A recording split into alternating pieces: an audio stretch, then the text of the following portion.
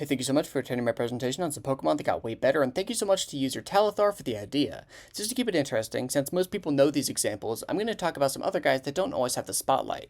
Crawdaunt and Azumarill are each water types that slowly gained everything they needed to become amazing. Crawdaunt started out as a water dark type in Gen 3 but lacked good physical stab. The Gen 4 physical special split helped big time as it actually got to use Crunch and Waterfall alongside a new setup move in Dragon Dance. Even so, it wasn't that good in the highest tiers. Gen 5 gave it adaptability, boosting its already strong stab moves to new heights, but the real kicker came in Gen 6 when Knockoff was buffed, allowing it to hit for staggering damage. Even though it hasn't gotten enough usage to hit OU proper, it's always had a solid place as a top tier wall breaker with Banded Crabhammer absolutely tearing through even resisted targets. Azumarill was awful in GSC, but with the ability huge power in Gen 3 and the aforementioned physical special split in Gen 4, it started to see some usage as a wall breaker. It was great in UU throughout each generation, but hit its stride in X and Y where the addition of the Fairy type and new stab and player to its kit let it rise to overused. As I've said many times at this point, Azu is a fantastic wall breaker.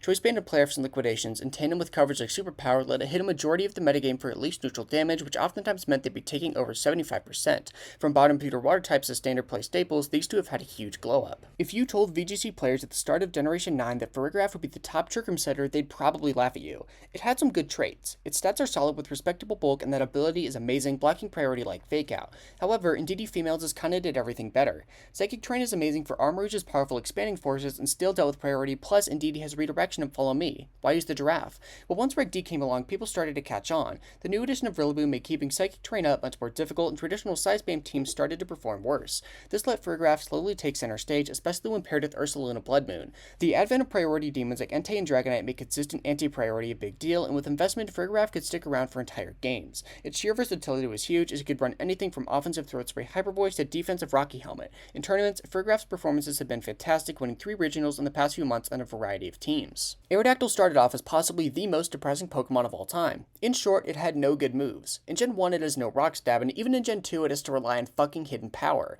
It just kinda lacked things to do once it was in. Those stats were juicy and gave it a slight niche in overuse, but didn't really pull its weight. But after years of struggle, Gen 3 graced it with Rock Slide, catapulting it into overused. Choice banded sets were extremely dangerous as it tore through bulky Pokemon. Aero Speed and Flinch Chance let it wear down Pokemon that could withstand several hits as well, making it difficult to consistently take care of. Gen 4 made it even better with Stealth Rocks, as Sash Aerodactyl became a fantastic lead. It could outspeed and taunt a Zelf while tanking everything from Zen Headbutt to Explosion, where it would afterwards set hazards. After that, it got slowly power crept out of overuse, but remained decent with its Mega Evolution. Its final hurrah was in Gen 8 Ubers of all places, where those traits that made it great in DPP came back. It's quicker than nearly every other strong lead, can taunt them, get up rocks, maybe set Tailwind and die. It's not a glamorous job, but Aero does it well.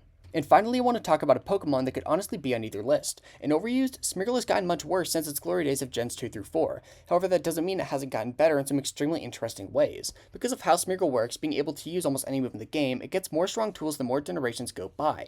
This means that while it struggles in OU, it's only gotten better in Ubers, a format dominated by offense. The roll compression Smeargle provides has gotten absurd. Here's a good example. Smeargle's top set in Gen 7 Ubers takes 4 moves from very different kinds of Pokemon and puts them on the same set. Sticky Web is a rare hazard that slows down opposing mons on switch-in, and is often run on hyper-offense teams which Ubers is full of. Nuzzle lets spread viable status while possibly breaking focus hashes on leads. Taunt can help check other hazard leads, and Whirlwind can stop setup Pokemon, giving it a role even when you don't lead with it. Smeargle's uses have only gotten better as Pokemon has grown as it runs moves like Shell Smash, Toxic Thread, Stone Axe, Power Trip, Magic Guard. The world is yours to explore. Smeargle is less linear than the others on this list, but its improvement is real and absolutely matters. In conclusion, there are a lot of Pokemon that have gotten buffs throughout the years. However, there's noticeably less examples than you might think. This can be attributed both to power creep and to Game Freak's unwillingness to give Pokemon meaningful buffs until it's too late. Thank you so much for watching.